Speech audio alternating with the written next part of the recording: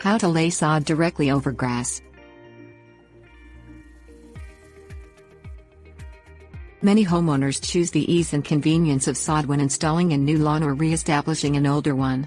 Preparing soil for sod installation can be a long process that takes as long or longer than installing the sod itself. It involves removing all existing grasses, tilling the soil, adding soil amendments or topsoil, rough grading the yard, tilling again, then draining and installing sprinklers prior to final level grading.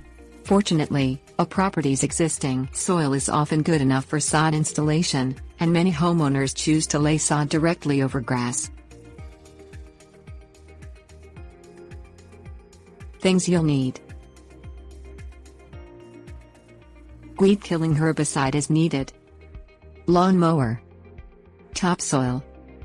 Rake. Kill any weeds that exist in the current yard.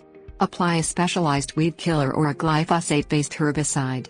Glyphosate-based herbicides also kill grass, but the sod will cover the existing grass. Wait until the herbicide is no longer active in the soil to lay sod. Raise the height of any sprinklers or drainage pipes. Calculate the final height of the new lawn, including the height of topsoil and the height of the sod panels, then use that value to determine how much to raise the hardware. Mow the existing grass as short as possible. Rake the yard to remove any clippings, leaves or large foreign debris such as rocks or sticks.